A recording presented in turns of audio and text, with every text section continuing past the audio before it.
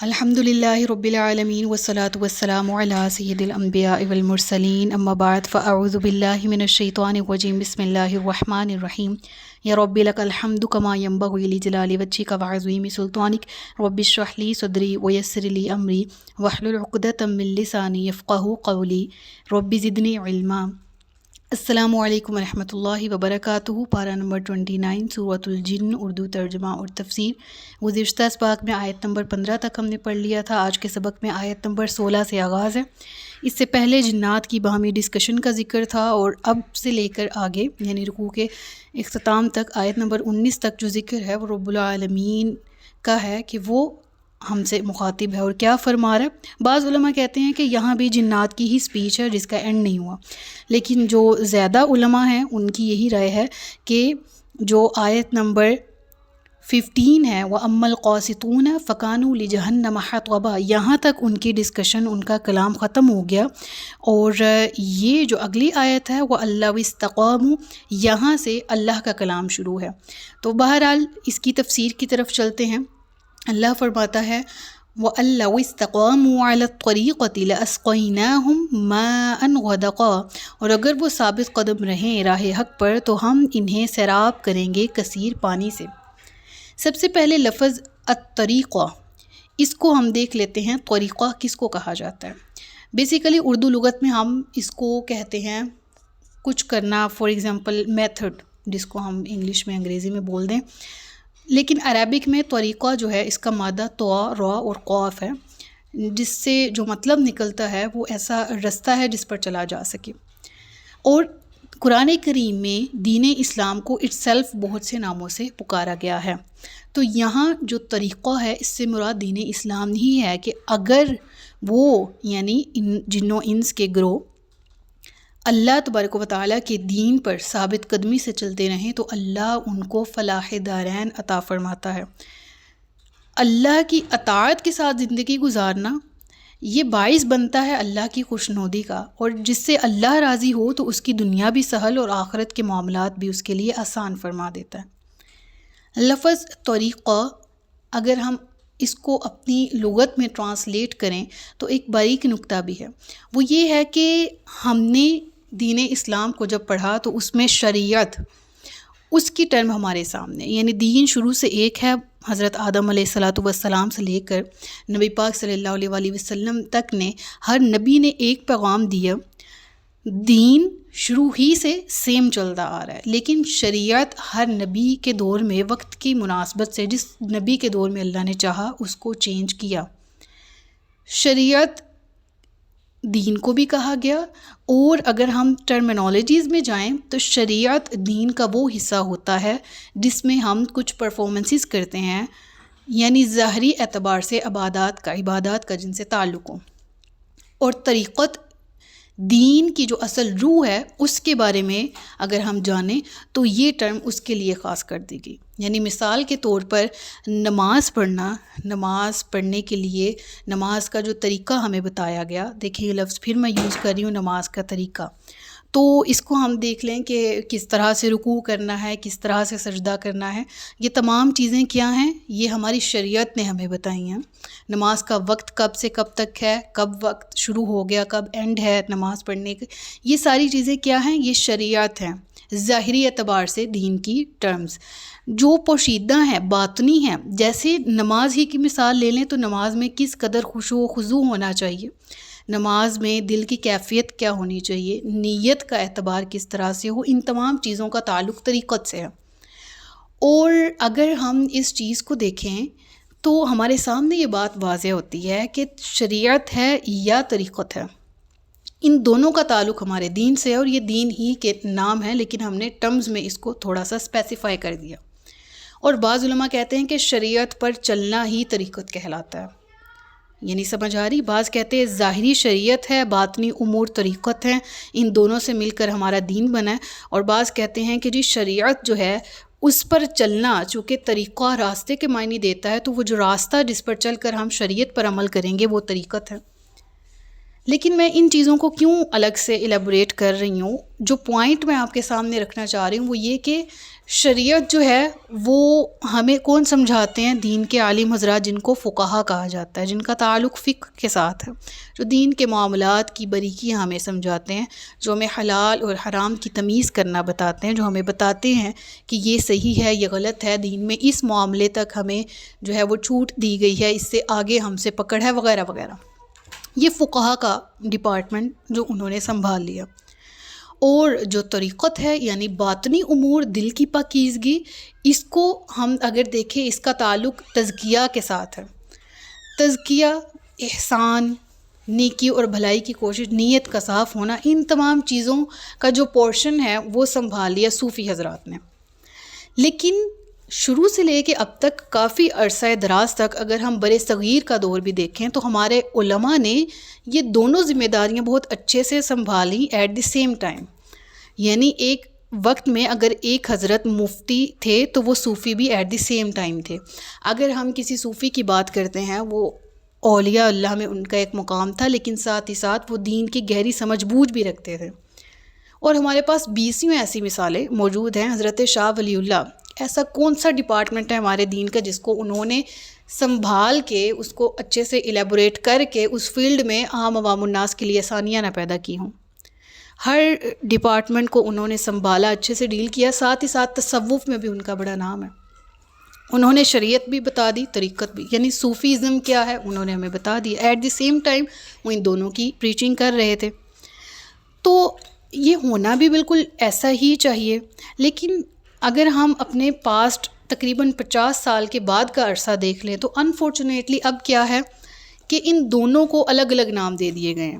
ایک شریعت ہے، اور وہ جو مفتی حضرات ہیں وہ انفارچونیٹلی صوفیزم کا انکار کرنے والے ہیں۔ وہ کہتے ہیں تصوف کا لفظ جو ہے وہ قرآن میں ہی موجود نہیں ہے۔ ایسے لوگ پیدا ہو چکے ہیں، ایسے نظریات پیدا ہو چکے ہیں۔ اور دوسری طرف جو صوفی حضرات ہیں ان کا بدقسمتی کے ساتھ آج شریعت سے ویسا تعلق نہیں رہا۔ ہم دیکھ سکتے ہیں کہ یہ معاملہ تو بہت ہلکے لیول کا شاید ہوتا، یعنی یہ معاملہ یہیں پر ختم نہیں ہوا، بلکہ پھر کوئی ایسے لوگ جنہوں نے انہی کے ناموں کو بدنام کرنے کی ڈھان لی اور انہی ٹرمز کو یوز کرتے ہوئے دین کو بدنام کرنا شروع ہو گئے۔ جیسے کہ آج کے دور میں بہت سے ایسے لوگ ہیں جو کہ خود کو صوفی کہتے ہیں، معذرت کے ساتھ صوفی ہوتے نہیں ہیں، لیکن ایسی آپ ٹرمنالوجیز آپ کے سامنے آئیں گی، وہ اپنے آپ کے مختلف نام رکھتے ہیں اور وہ کہتے ہیں جی ہمیں نماز معاف ہے، ہماری ہر وقت نماز ہی ہوتی ہے، ہم ہر وقت نماز کی حالت میں ہیں، تو ہم نے جو ہے وہ بیسیکلی ہم کسی باؤنڈری کے اندر نہیں ہیں شریعت کی، ہمارا اللہ سے ڈائریکٹ رابطہ ہے، اللہ ہمارا محبوب ہے اور اللہ ہمیں دیکھ رہا ہے، وغیرہ وغیرہ۔ ان کے بہت سے ایسے نظریات ہیں جن سے ایک اصل قرآن کا طالب علم جو ہے وہ ڈس ایگری کر سکتا ہے۔ بالکل اسی طرح سے کچھ لوگ جنہوں نے خود کو عالم کہلانا شروع کر دیا، انہوں نے تصوف کا سرے سے انکار کر دیا۔ ان کے پاس دلیل کیا ہے؟ قرآن میں تصوف کا نام نہیں ہے، حالانکہ تصوف کی جو بنیادیں ہیں ان کو الگ الگ قرآن نے ڈیبیٹ کیا ہے، قرآن نے مینشن کیا ہے۔ اس کو ہم دیکھ لیں سورۃ المزمل، اس میں پورا نصاب ہی تصوف کا ہے، ٹھیک ہے، نفس کی پاکیزگی، اس کو مطہر رکھنا اور اس کی پاکی کا، صفائی کا خیال رکھنا، وغیرہ وغیرہ، عبادت کی نوعیت کیا ہو، خشوع و خضوع کیسا ہو، وغیرہ وغیرہ۔ ابھی نیکسٹ سورہ انشاءاللہ ہم پڑھیں گے سورۃ المزمل۔ تو بہرحال زیادتی یہاں پر یہ ہوئی کہ ان دونوں فیلڈز میں جہاں جہاں الگ الگ نظریات تو پیدا ہوئے، اس نے نقصان یہ کیا کہ دونوں ایک دوسرے سے اس طرح اپوزٹ ہو گئے، حالانکہ دونوں ہی اصل میں دین میں موجود ہیں، لیکن آج کے دور میں یہ اس قدر اپوزٹ ٹرمز ہیں کہ جو تصوف والے ہیں وہ شریعت کا غلط امیج پیش کرتے ہیں، اور جو شریعت والے حضرات ہیں، صاحب شریعت ہیں، یا کہہ لیں کہ جو اصل شریعت کے فالوورز حضرات ہیں، وہ کہیں نہ کہیں تصوف کے بارے میں ایسی باتیں کر دیتے ہیں جن کا حقیقت سے کوئی تعلق نہیں۔ تو دین جو ہے وہ ان دونوں سے مل کے بنا ہے۔ اگر ہم بیانہ روی کے ساتھ انہی چیزوں کو ایڈوپٹ کریں جو ہمیں تصوف بتاتا ہے، جو ہمیں شریعت بتاتی ہے، تو ہمیں ان دونوں کا ایک دوسرے کے اینٹی اپوزٹ جا کے انکار کرنا بھی مطلب یہ کہہ لیں کہ وقت ہی نہیں آئے گا، ضرورت ہی پیش نہیں آئے گی۔ لیکن کچھ چند ایسے لوگوں کی وجہ سے یہ معاملہ جو ہے وہ بگاڑ کا شکار ہو رہا ہے، اور دن بدن اس معاملے میں مزید بگاڑ پیدا ہو رہا ہے۔ تو ہم قرآن کے اسٹوڈنٹ ہونے کے ناطے اس چیز کو کھلے دل سے سمجھیں کہ جو چیز غلط ہے وہ غلط ہے، چاہے آپ اس کو شریعت کا رنگ دے لیں کہ یہ شریعت ہے، اصل شریعت ہے، اور آپ دوسری ٹرم کا انکار کریں، چاہے اہل تصوف جو تصوف والے حضرات ہیں وہ کسی کو تصوف یعنی صوفیزم کا نام دیکھ کر کوئی غلط راستہ اختیار کر لیں، جو چیز ہمارے دین میں نہیں ہے وہ نہیں ہے، اور جو ہے اس کے بارے میں کوئی سخت رائے نہیں اپنانی چاہیے۔ تو یہاں پر جو طریقہ لفظ ہے اس کا میں نے سوچا کہ میں ان دونوں ٹرمز کو یہاں پر تھوڑا بہت ایلیبریٹ کر کے ایک بات سمجھانے کی کوشش کروں آسان الفاظ میں، ہوپ سو کہ آپ کو سمجھ آ گیا ہوگا۔ بہرحال اللہ فرماتا ہے کہ لِنَفْتِنَهُمْ فِيهِ، تاکہ ہم ان کی آزمائش کریں اس فراوانی سے، اور جو منہ موڑے گا اپنے رب کے ذکر سے تو وہ داخل کر دے گا اسے سخت عذاب میں۔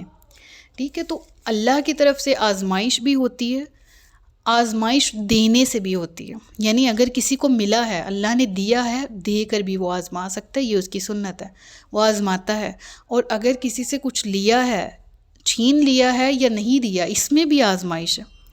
تو اللہ فرماتا ہے کہ ہم لِنَفْتِنَهُمْ فِيهِ، ہم اس فراوانی سے ان کی آزمائش کریں گے۔ یعنی اگر کسی کو نعمت ملی ہے تو اس نعمت کے بعد بھی اس سے ایسا نہیں ہے کہ سب کچھ مل گیا تو اب دین کے اعتبار سے اس پر کوئی احکامات لاگو نہیں ہوتے، یا اللہ کی طرف سے اب وہ آزمائش کا شکار نہیں ہے۔ اس ملے سے بھی وہ کیا کرتا ہے، یہ بھی اس کی آزمائش ہے، نہ ملے میں بھی وہ کون سا لائحہ عمل اختیار کرتا ہے، یہ بھی اس کی آزمائش ہے۔ اور یہ اللہ کی طرف سے ایک مقرر کردہ ایک طریقہ ہے جو اللہ کی سنت ہے۔ اور اللہ فرماتا ہے کہ پھر جو میرے ذکر سے منہ پھیرے، یعنی کسی بھی حالت میں، چاہے نعمت، یہاں تو نعمت آ جانے کا ذکر ہے نا، دیکھیں لَأَسْقَيْنَاهُمْ مَاءً غَدَقًا، کثیر پانی سے۔ ٹھیک ہے، کثیر پانی کا یہاں پر خاص طور پر کیوں ذکر کیا گیا؟ کیونکہ ہمارے مین رزق کا جو مین ذریعہ ہے وہ پانی ہے۔ ٹھیک ہے، اسی سے زمین ہری ہوتی ہے، اور زمین جو اگاتی ہے اس پر ہی ہماری حیات کا دار و مدار ہے۔ تو مراد اگر ایک لفظ کا ذکر ہے تو کلی نعمتیں ہیں اللہ کی طرف سے جو ہمیں دی گئی ہیں، اور اللہ فرماتا ہے کہ جس نے پھر منہ پھیرا یا میرے ذکر سے روح گردانی کی تو پھر اس کے لیے سخت عذاب تیار کر رکھا ہے۔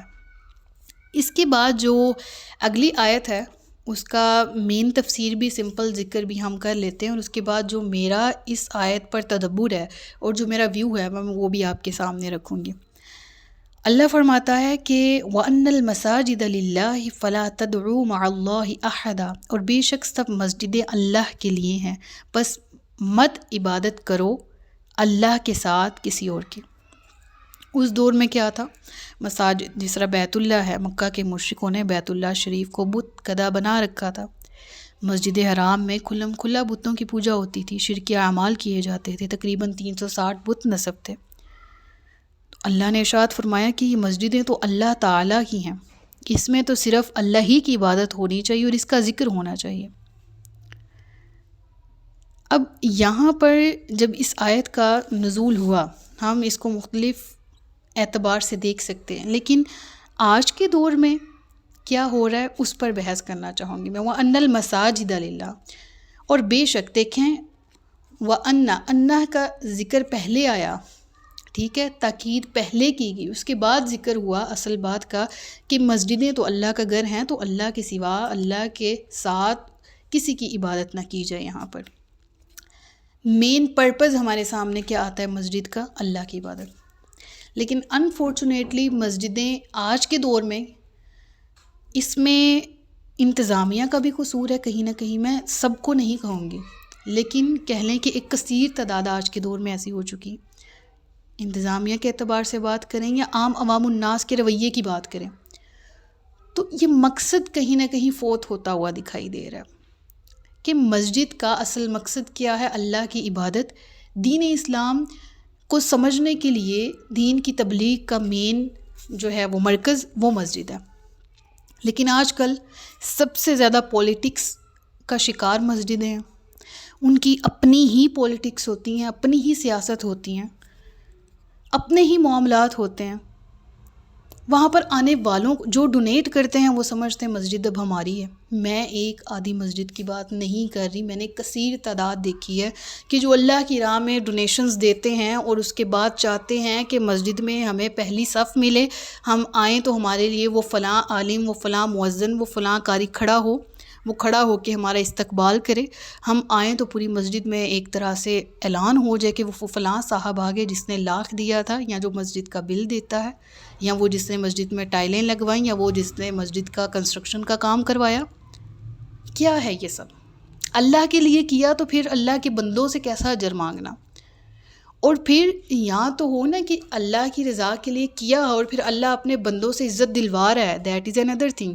لیکن زبردستی کی جارحداری قائم کرنا یہ اسلام تو نہیں ہے. پھر وہ جو عالم حضرات ہوتے ہیں مسجدوں میں، ان کے بھی رزق کو جو ہے وہ ایک طرح سے رزق ہی ہوتا ہے، ان کا رزق بھی، کہ وہ فلاں بندہ جو ڈونیٹ کرتا ہے اس کی بات نہ مانی تو یہ فلاں قاری مسجد سے جا سکتا ہے، اس کو نکل جانے پر مجبور کیا جاتا ہے، اس کی ہر بات سر آنکھوں پہ جو ڈونیٹ کرتا ہے. اس سمیت دیگر بہت سے ایسے مسائل ہیں جو آپ کو مساجد میں ملیں گے. اس کے علاوہ فرقہ واریت وہ بھی انفارچونیٹلی نکلتی ہے، اس کا مین مرکز جو ہے وہ مسجد ہوتی ہے. پازیٹیو اسپیکٹس بھی بہت سے ہیں ان کے معاشرے میں، لیکن نیگیٹو کی تو انتہا ہی ہے. ہم یہ کہہ سکتے ہیں، شاید میری بات سے آپ ڈس ایگری کریں، لیکن واقعی حقیقتاً ینگ جنریشن جو ہے نا وہ لٹرلی مساجد کا رخ آج اسی وجہ سے نہیں کر رہی. اول تو دیر از این ادر تھنگ، بہت سی ایسے پہلو ہیں جن پر ڈسکشن ہو سکتی ہے کہ یوتھ جو ہے وہ مسجدوں سے کیوں دور ہے. لیکن ان میں سے ایک مین وجہ یہ بھی ہے کہ وہ فلاں کی مسجد میں گئے تو ایسی سختی شاید شہروں والی نوعیت میں، شہروں والی سائڈ پہ تو اس لیول کی نہیں ہے جیسی گاؤں دیہات میں ہے کہ فلاں مسلک کا شخص ہماری مسجد میں آ کے نماز نہیں پڑھ سکتا. ایسا ہے، کہیں دیکھا نہ ہو، بہت ریئر ہو لیکن موجود ہے.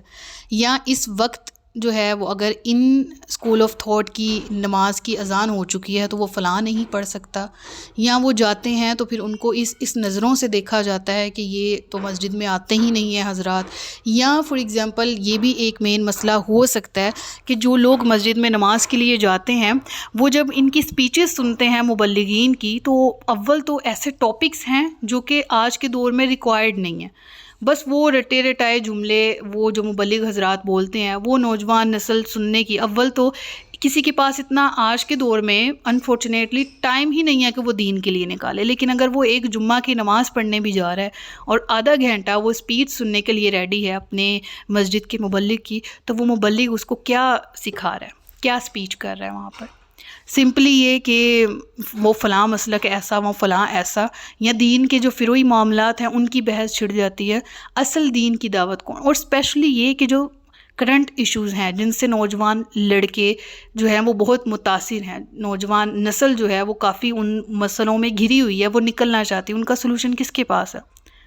میں اگین کہوں گی کہ میں ہر مسجد کی برائی نہیں کر رہی، لیکن میں میجورٹی آف دا ماسکس میں ان کی بات کر رہی ہوں. بہت سی مساجد ایسی ہیں جن میں یہ مسائل، یہ تو ابھی میں نے 2-3 ذکر کیے ہیں، بہت ہیں. تو الحمدللہ اللہ کا شکر ہے کہ ہم آزاد ریاست میں رہتے ہیں. ایک پاکستان ایسا ملک ہے جو اسلام کے نام پر بنا، لیکن اس طرف بھی دیکھیں، ان جگہوں پہ بھی دیکھیں جہاں پر نماز مسجد میں پڑھنے پر پابندی ہے، اور ان ممالک میں دیکھیں جہاں پر اسلام پر پابندی ہے، اور دیکھیں، قدر کریں اللہ تعالیٰ کی اس دین کی کہ اللہ تبارک و تعالیٰ کا احسان ہے کہ ہمارے لیے مسجد تک جانا، عبادت کرنا بہت آسان ہے. تو اس کی جتنی اس نعمت کی اللہ کی قدر کریں اتنا ہی کم ہے. تو جو سائیڈ اے ہے، جو مبلغ حضرات ہے، جو قاری حضرات ہے، جو عالم حضرات ہے، جو انتظامیہ ہیں، یا جو ڈونیشنز دینے والے حضرات ہیں، ان کو بھی چاہیے کہ وہ پیار اور محبت سے ڈیل کریں ان لوگوں کو جو کہ ایکسیپٹرز یعنی پارٹ 2 کے گروپ بی کے لوگ ہیں، جو کہ وہاں جائیں تو ان کو ایسی محبت، ایسی اٹینشن، ایسے ٹاپکس ملیں جن سے ان کے مسائل کا حل ان کو نکلتا ہوا دکھائی دے، اور نوجوان نسل علماء پر اعتبار کرے، ان سے پیار کرے، ان کی رسپیکٹ کرے، ان پر اعتماد کرے. تو بہرحال اس کے بعد جو ہے اس آیت پر اور بھی مزید تفصیل سے ذکر ہو سکتا ہے، اور میں اگین کہوں گی میرے الفاظ شاید تھوڑے سخت ہو گئے ہوں، لیکن ایسا بھی ہو سکتا ہے کہ آپ کو اس سے آپ ایگری نہ ہوں، کوئی آپ اس سے اتفاق نہ رکھتے ہوں، آپ کو ان سے ایشو ہو، لیکن آپ اپنی رائے بھی میرے سامنے رکھ سکتے ہیں اگر آپ کا اس پر تدبر ہے تو۔ بہرحال انشاءاللہ آپ کی رائے کا بھی بھرپور احترام کیا جائے گا۔ آگے دیکھتے ہیں وَأَنَّهُ لَمَّا قَامَ عَبْدُ اللَّهِ يَدْعُوهُ كَادُوا يَكُونُونَ عَلَيْهِ لِبَدًا، اور جب کھڑا ہوتا ہے اللہ کا خاص بندہ تاکہ اس کی عبادت کرے تو لوگ اس پر ہجوم کر کے آ جاتے ہیں۔ اس سے مراد علماء کہتے ہیں مشرکین مکہ ہیں، اور اس کی دو تفسیریں سامنے، کلام کی وہ تاثیر اس کی طرف وہ آٹومیٹکلی کھینچے چلے جاتے تھے، اور دوسری طرف ایک اور تفسیر کی جاتی وہ یہ کہ جب اللہ کے نبی جو ہیں وہ اللہ کا کلام پڑھتے، قرآن پڑھتے، اس کی تلاوت کرتے نماز میں، تو ان کا بن نہ پڑتا کہ وہ ان کو کوئی نقصان پہنچا سکے۔ تو ایک تفسیر یہ کہتی ہے کہ وہ ہجوم بنا کے ان کے گرد کھڑے ہو جاتے کہ کسی طرح ہم ان کو ستائیں یا ایذا دیں۔ تو اللہ نے اس معاملے کا ذکر کیا یہاں پر کہ جب میرا خاص بندہ اللہ کی بارگاہ میں کھڑا ہوتا ہے اللہ کی عبادت کے لیے، تو یہ وہ لوگ ہیں جو اللہ تبارک و تعالیٰ کے اس بندے کے گرد ہجوم بنا کر کھڑے ہو جاتے ہیں۔ تو یہاں پر آج کا سبق اختتام ہوتا ہے اگلے رکوع کے ساتھ۔ اگلے لیکچر میں حاضر ہوں گی۔ صدق اللہ العلی العظیم و صدق رسولہ النبی الکریم، سچ فرمایا اللہ نے جو عظمت والے۔ اپنا بہت سا خیال رکھیے گا، مجھے دعاؤں میں یاد رکھیے گا۔ تاجدار ختم نبوت زندہ باد، پاکستان پائندہ باد۔ السلام علیکم ورحمۃ اللہ وبرکاتہ۔